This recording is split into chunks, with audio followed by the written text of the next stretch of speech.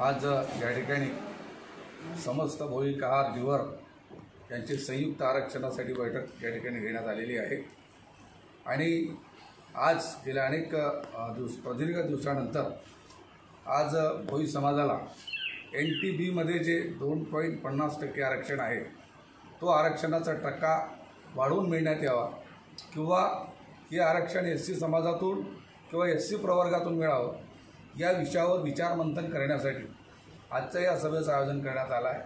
श्री सुनीलजी ढाले, कैलासजी केळवदे, राहुलजी गौर आणि समस्त मंडळी या ठिकाणी उपस्थित आहेत।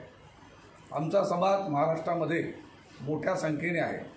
ज्या ठिकाणी नदी तलाव त्या ठिकाणी भोई समाज आहे, परंतु आमच्या समाजाचा आरक्षणाचा टक्का अत्यंत कमी असल्यामुळे आणि या प्रवर्गामध्ये NTBच्या 37 जाती असल्यामुळे आमच्या समाजाला भोई समाजाला ज्या प्रमाणामध्ये आरक्षणाच्या सोयी सवलती मिळायला पाहिजे, शिक्षण असो नोकरी असो, त्या फार कमी प्रमाणात मिळतात।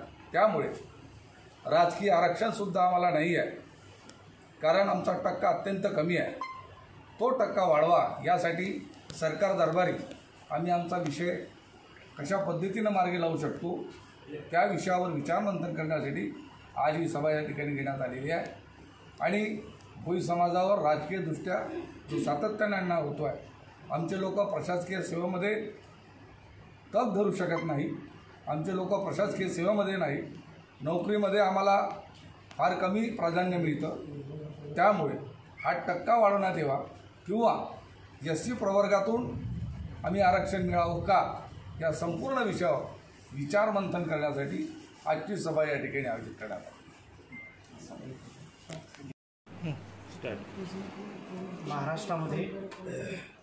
महाराष्ट्रामध्ये भोई समाज, भोई कहार निषाद जो भोई समाज आहे, मच्छीमार समाज आणि जो मच्छीमार समाज आहे तो भोई समाज हा NTB प्रवर्गामध्ये येतो।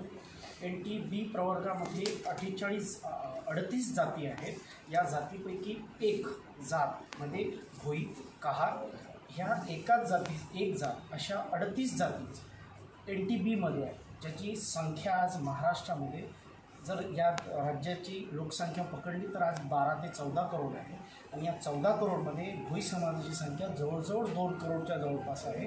तरीही आम्हाला आज ती आरक्षणाची जो फायदा आमच्या समाजाला व्हायला पाहिजे तो होत नाही आहे।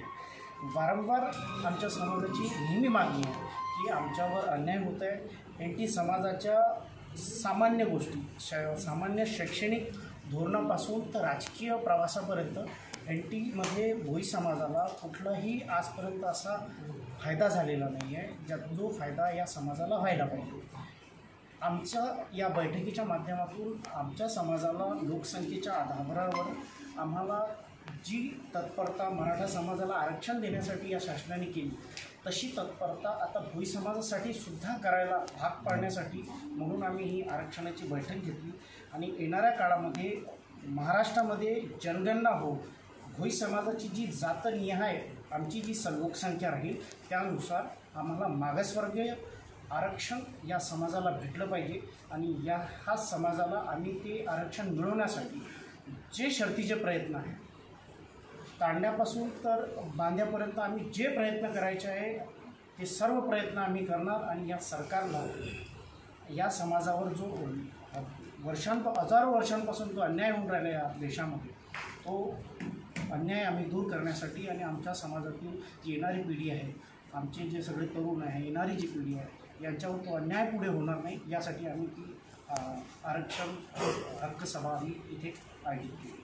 भोई समाजाला आरक्षणाची गरज आहे, कारण आर्थिकदृष्ट्या असो सामाजिकदृष्ट्या राजकीयदृष्ट्या आम्ही नक्कीच मागासलेलो आहोत। ज्या समाजाला आज गरज नाही आहे ते समाज रस्त्यावर उतरून त्या बाबतीत मला बोलायचं नाही आहे, परंतु रस्त्यावर उतरून मॉब दाखवून जर त्यांना आरक्षण देऊ शकतात आणि जर ज्या समाजाला खरंच गरज आहे त्या समाजाला जर आपण आरक्षण देत नसेल तर नक्कीच योग्य नाही।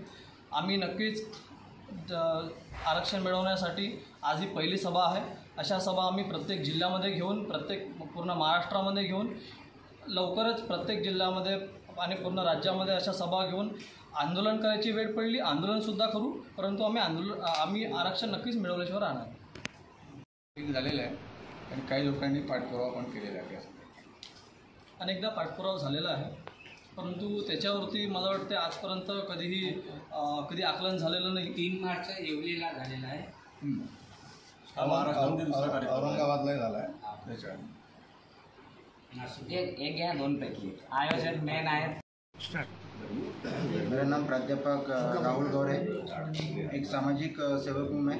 और हमारा जो समाज है, हम लोग निषाद है। हम महाराष्ट्र के अंदर में हमें भोई, कहार, केवट, धीवर इस जात से पहचाना जाता है और हमें सिर्फ 2.5% आरक्षण है और इसमें 38 के करीब में जात आती है। इतने बड़े पैमाने पे जात उसमें डाल दी गई, उनको आरक्षण सिर्फ 2.5% दिया गया। और आज जब कई वैकेंसी निकलती है तो हमारे बच्चों को एक भी पोस्ट नहीं मिलती। ये स्थिति आज हमारी है और हमारा समाज बहुत गरीब है। इतना गरीब है कि हमारे बच्चे 10वीं तक हार्डली पढ़ पाते हैं, उसके बाद पढ़ नहीं पाते। तो हम पे ये अन्याय है, क्योंकि हम लोग अभी भी, देश आज़ाद हो गया, 75 साल हो गए, लेकिन हमारे देश को अभी भी आज़ाद, इस हिंदुस्तान का अभी भी हमको पूरी तरह से हक नहीं मिला और इसके लिए हमको आरक्षण की ज़रूरत है। और इसलिए हम लोग ये लड़ाई बहुत पहले से चलती आई है, लेकिन अब ये युवा पीढ़ी और हमारे जो वरिष्ठ लोग हैं, इनके मार्गदर्शन में हम करने जा रहे हैं। और हम लोग आरक्षण बढ़ा के मांगेंगे या फिर जो भी निर्णय सभा में होता है उसके मुताबिक हम लोग आगे आंदोलन के लिए जाएंगे। धन्यवाद।